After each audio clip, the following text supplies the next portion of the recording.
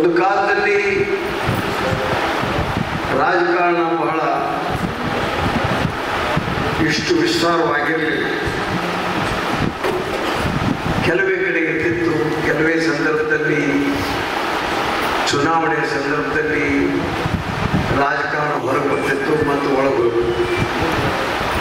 ಆದರೆ ಇತ್ತೀಚಿನ ತೀರ್ಮಾನಗಳಲ್ಲಿ ಎಲ್ಲರೂ ಬೆಳೆದು ಕುಂತಿದ್ದರಿಂದ, ಎಲ್ಲ ಪಕ್ಷ ಬೆಳೆದು ಕುಂತಿದ್ದರಿಂದ ವಿವಿಧ ಸಂಘಟನೆಗಳಿಗೆ ಶಕ್ತಿ ತುಂಬತಕ್ಕಂಥ ಪ್ರಸಂಗ.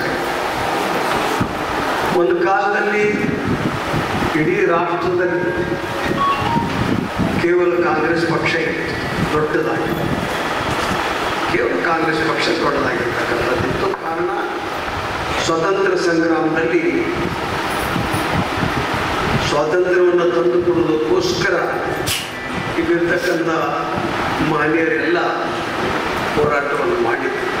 ಮಹಾತ್ಮ ಗಾಂಧೀಜಿಯವರ ನೇತೃತ್ವದಲ್ಲಿ, ನೇತಾಜಿ ಸುಭಾಷ್ ಚಂದ್ರ ಬೋಸ್ ಅವರ ನೇತೃತ್ವದಲ್ಲಿ, ಜವಾಹರ್ಲಾಲ್ ನೆಹರು ಅವರ ನೇತೃತ್ವದಲ್ಲಿ, ವಲ್ಲಭಭಾಯಿ ಪಟೇಲ್, ಮೌಲಾನಾ ಅಬುಲ್ ಕಲಾಂ ಆಜಾದ್, ಖಾನ್ ಅಬ್ದುಲ್ ಗಫಾರ್ ಖಾನ್, ಸರೋಜಿನಿ ನಾಯ್ಡು, ವಿನೋಬಾ ಭಾವೆ, ರಾಜಗೋಪಾಲಾಚಾರಿ, ಆಚಾರ್ಯ ಕೃಪಲಾನಿ, ಜಗಜೀವನ್ ರಾಮ್, ಅಂಬೇಡ್ಕರ್ ಅವರು ನಂತರ ಸಂವಿಧಾನ ಬರೀತಾರೆ. ಹೀಗೆ ಅನೇಕ ಜನ ಕಾಂಗ್ರೆಸ್ಸನ್ನು ಮಂಚೂಣಿಯಲ್ಲಿಟ್ಟುಕೊಂಡು ಆ ಸಂಘಟನೆ ಮುಖಾಂತರ ಸ್ವಾತಂತ್ರ್ಯ ಹೋರಾಟದಲ್ಲಿ ಧುಮುಕಿ ಶಾಂತಿಯಿಂದ ಹೋರಾಟ ಮಾಡಿ ಅಹಿಂಸಾತ್ಮಕವಾಗಿ ಸ್ವಾತಂತ್ರ್ಯವನ್ನು ತಂದುಕೊಳ್ತಕ್ಕಂಥ ಸಂದರ್ಭ. ಅದೇ ಸಂದರ್ಭದಲ್ಲಿ ಯುದ್ಧ ಮಾಡಿ ಸ್ವಾತಂತ್ರ್ಯ ಪಡಿಬೇಕು ಅಂತಕ್ಕಂಥ ಒಂದು ಮೌಲಾನಾ ಆಜಾದ್ ಹಿಂದ್ ಫೌಜ್ ಅಂತಕ್ಕಂಥದ್ದು ಸುಭಾಷ್ ಚಂದ್ರ ಬೋಸ್ರ ನೇತೃತ್ವದಲ್ಲಿ ರಚನೆ ಆಯಿತು. ಆದರೆ ಮತ್ತು ಗುಂಡುಗಳಿಂದ, ಕತ್ತಿ ಕಾಲುಗಳಿಂದ ಓಡಿಸುವಂಥವುಗಳು ಆಗಲೇ ಬಹಳಷ್ಟು ವಿಫಲ ಆಗಿತ್ತು. ಹಿಂಸಾತ್ಮಕ ಮಾರ್ಗದಿಂದ ಬೇಡ, ಅಹಿಂಸಾತ್ಮಕ ಮಾರ್ಗದಿಂದ ಮಾತ್ರ ನಾವು ಬ್ರಿಟಿಷರನ್ನು ಓಡಿಸೋಣ ಅಂತಕ್ಕಂಥ ಒಂದು ತೀರ್ಮಾನ ಕಾಂಗ್ರೆಸ್ಸಿಂದ ಆಗಿದೆ. ಅದೇ ಅಸ್ತ್ರದಿಂದಲೇ ಬ್ರಿಟಿಷರನ್ನು ಓಡಿಸಿರ್ತಕ್ಕಂಥದ್ದು ಇತಿಹಾಸ ನಮಗೆಲ್ಲ ಗೊತ್ತಿದೆ. ಈಗ ನಾನು ಹೇಳಿದ ಹಾಗೆ ದಿನಗಳು ಬೆಳೆದಂತ ಅವಾಗ ಇಡೀ ರಾಷ್ಟ್ರದಲ್ಲಿ ಇಬ್ಬರೇ ಪ್ರಧಾನ ಕಾರ್ಯದರ್ಶಿಗಳು. ಇಡೀ ರಾಷ್ಟ್ರದಲ್ಲಿ ಒಂದು ಗಂಗಾಧರರಾವ್ ದೇಶಪಾಂಡೆ ಬೆಳಗಾವದವರು, ಒಂದು ಜವಾಹರ್ಲಾಲ್ ನೆಹರು. ಪ್ರಧಾನ ಕಾರ್ಯದರ್ಶಿಗಳೇ ರಾಷ್ಟ್ರ ಮಟ್ಟದಲ್ಲಿ ಇಬ್ಬರಿದ್ದರು.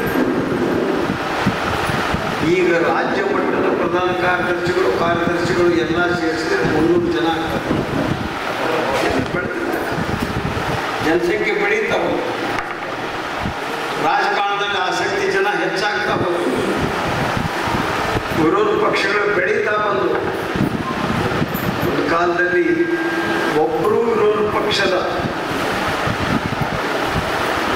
ಸಂಸದರು ಇರಲಿಲ್ಲ. ಘಟಾನುಘಟಿಗಳಾದ ಒಂದು ಕಾಲದಲ್ಲಿ ಕೆಲವು ಕಾಂಗ್ರೆಸ್ಸಿನ ನಾಯಕರ ವರ್ಚಸ್ಸಿನ ಎದುರಿಗೆ ವಾಜಪೇಯಿ ಅಂತವರು, ಆದ್ವಾನಿ ಅಂತವರು ಕೂಡ ರಾಜಕಾರಣದಲ್ಲಿ ಸೋಲನ್ನು ಒಪ್ಪಿಕೊಳ್ಳಬೇಕಾಗಿರ್ತಕ್ಕಂಥ ಪ್ರಸಂಗದಲ್ಲಿ ಅದು ಅವತ್ತಿನ ಸಂದರ್ಭ. ಆದರೆ ಅಂದಿನಿಂದ ಯಾವಾಗ 1885ರಲ್ಲಿ ಕಾಂಗ್ರೆಸ್ ಸಂಸ್ಥೆ ಹುಟ್ಟಿತು, ಸರ್ ಎ.ಓ. ಹ್ಯೂಮನ್ ಅವರು ಇದನ್ನು ಪ್ರಾರಂಭ ಮಾಡಿದ್ದಾರೆ. ಎಸ್.ಎ. ಬ್ಯಾನರ್ಜಿ ಅನ್ನೋರು ಮೊಟ್ಟ ಮೊದಲನೆಯ ಈ ಕಾಂಗ್ರೆಸ್ ಪಕ್ಷದ ಅಧ್ಯಕ್ಷ. ಎ.ಓ. ಹ್ಯೂಮ್ ನಮ್ಮ ದೇಶದವರಲ್ಲ, ಆದರೆ ಈ ದೇಶದ ಬಗ್ಗೆ ಸ್ವತಂತ್ರ ರಾಷ್ಟ್ರ ಆಗಬೇಕು ಅನ್ನುವಂಥ ಒಂದು ವಿಚಾರದ ಹಿನ್ನೆಲೆಯ ವಿದೇಶಿ ಅಧಿಕಾರಿ ಇವರು. ಅವರು ಒಂದು ಸಂಘಟನೆಯನ್ನು ಮಾಡಿಕೊಳ್ಳ್ರಿ, ಆ ಸಂಘಟನೆಯಿಂದ ಈ ಹೋರಾಟ ಮಾಡಿರಿ, ಅಂದರೆ ಹೋರಾಟ ಸಫಲವಾಗ್ತದೆ ಅಂತಕ್ಕಂಥ ಒಂದು ಮಾರ್ಗದರ್ಶನದ ಆಧಾರದ ಮೇಲೆ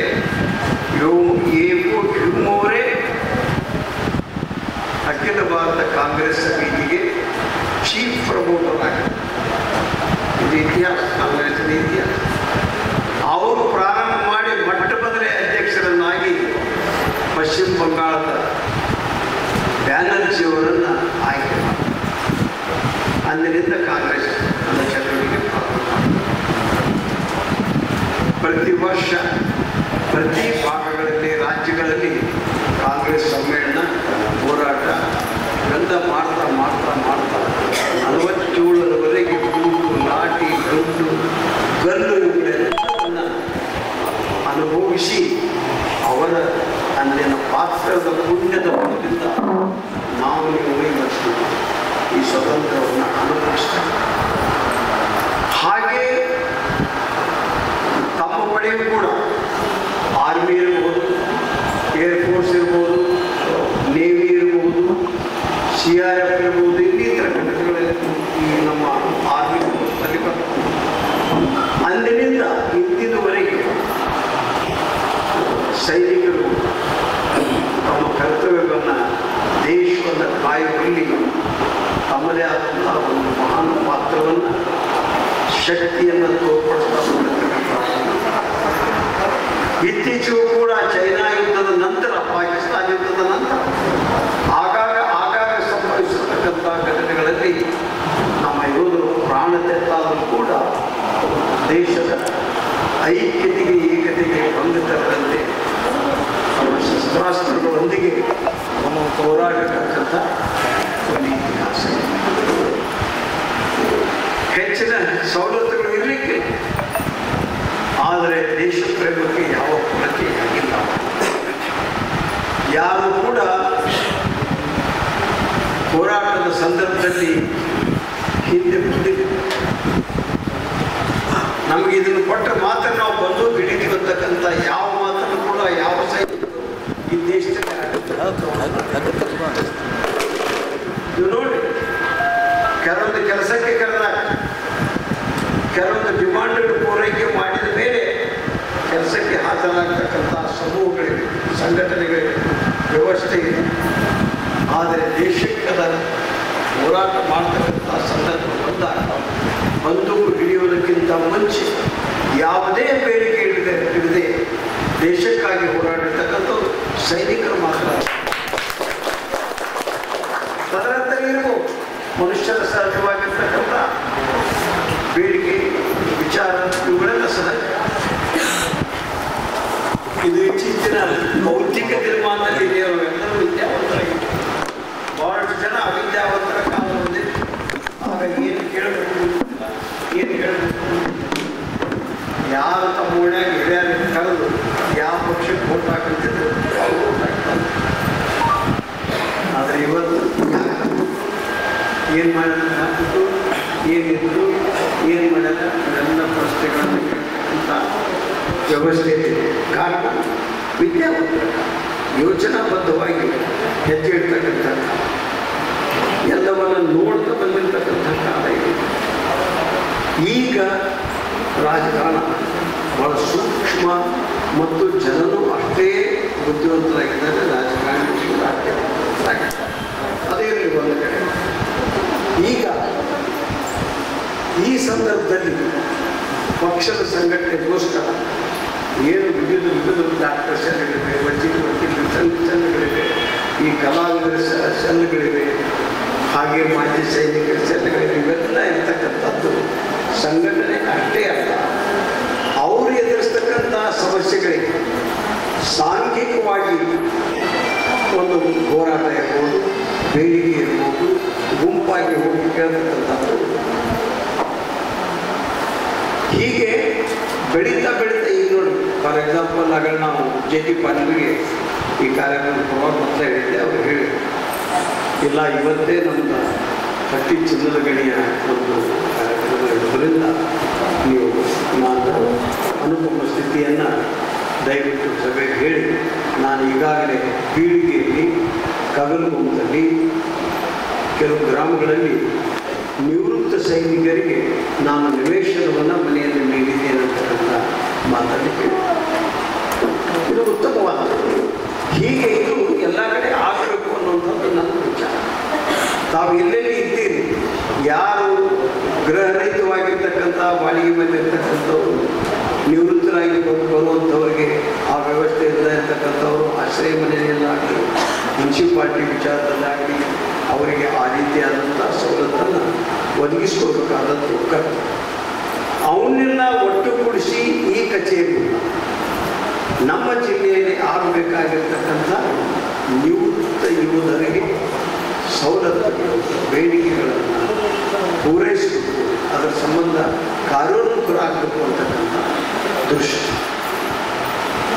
ಇವತ್ತು ಈ ಒಂದು ರಕ್ಷಣಾ ಇಲಾಖೆ ಕೇಂದ್ರ ಸರ್ಕಾರದ ಆದ್ಯತೆ.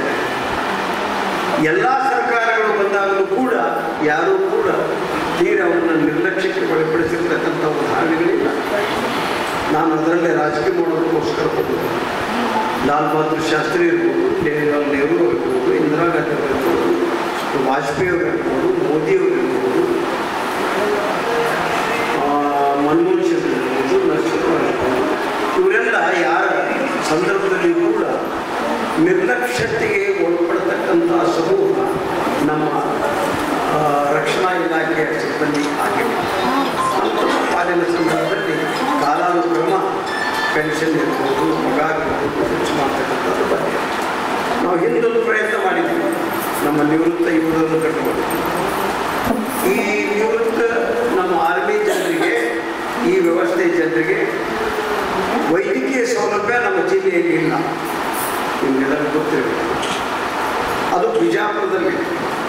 ನೀವು ಆ ಒಂದು ಸವಲತ್ತನ್ನು ಪಡೆದಕ್ಕೋಸ್ಕರ ನಿಮ್ಮ ಕುಟುಂಬದವರು ನೀವೆಲ್ಲ ಸೇರಿ ಬಿಜಾಪುರಕ್ಕೆ ಹೋಗಿ ಪಡಿಬೇಕು. ಅದನ್ನು ಬಾಗಲಕೋಟೆಗೆ ಮಂಜೂರು ಮಾಡ್ಕೋಬೇಕು ಅಂತ ಹೇಳಿ ನಾವು ಈ ಒಂದು 2-3 ವರ್ಷದ ಹಿಂದೆ ಒಮ್ಮೆ ನಾವು ಮೇಟಿಯವ್ರ ಹತ್ರ ಕೂತಾಗ ಈ ವಿಚಾರ ಬಂದಾಗ ಅವರು ಅಲ್ಲೇ ಸಾಮ್ಯಾರ್ದಲ್ಲಿ ಅವ್ರು ಹೇಳಿದ್ರೆ ಚರ್ಚೆ ಆಯಿತು. ನಾವು ಅಡ್ಡಾಡಿದಾಗ ಏನು ಉತ್ತರ ಇನ್ನೂ 5,000 ನಿವೃತ್ತ ಯೋಧರು ಸಂಖ್ಯೆ ನಿಮ್ಮ ಬಾಗಲಕೋಟೆಯಲ್ಲಿ ಇಲ್ಲ. 5,000 ನಿವೃತ್ತ ಯೋಧರ ಸಂಖ್ಯೆಯ ನಂತರ ಆರೋಗ್ಯಕ್ಕೆ ಇಲಾಖೆಗೆ ಸಂಬಂಧಪಟ್ಟಂಥ ಯೂನಿಟನ್ನು ಮಾಡಕ್ಕೆ ಬರ್ತದೆ ಅಂತಕ್ಕಂಥ ಉತ್ತರ ಬರುತ್ತೆ.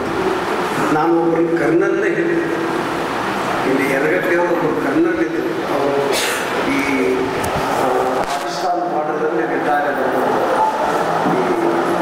ಮೊನ್ನೆ ಹೊಸ ರಾಜ್ಯ ಚೈನಾ ಬಾರ್ಡರ್ ಅಲ್ಲಿ ಅವರು ರಿಟೈರ್ಡ್ ಆದರು. ಅವ್ರು ಹಿಡ್ಕೊಂಡು ನಾವು ಪ್ರಯತ್ನ ಮಾಡಿದ್ವಿ. ಅವರು ಕನ್ಫ್ಯೂಸ್ ಮಾಡಿ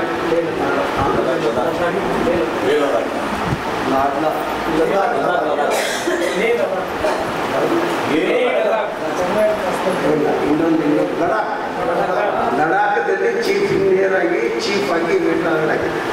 ಆ ಲಡಾಖ್ ಹೊಸ ರಾಜ್ಯ ಇದೆ. ಆ ಅವ್ರು ಹಿಡ್ಕೊಂಡ್ವಿ ಇದೇ ಎರಡು ಅದನ್ನು ಕರೆಸ್ಪಾಂಡೆನ್ಸ್ ಮಾಡಿದ್ವಿ. ಇದರಲ್ಲಿ ಯಾರು ಇದ್ದರೂ ಇರ್ಬೋದು 13 ಅವರ ಪ್ರಯತ್ನ ಮಾಡಿದ್ವಿ. ಆದರೆ ಸರ್ಕಾರದ ರಕ್ಷಣಾ ಇಲಾಖೆ ಕಾನೂನು ಪ್ರಕ್ರಿಯೆಯಲ್ಲಿ ಅದು ಬರಲಿಲ್ಲ.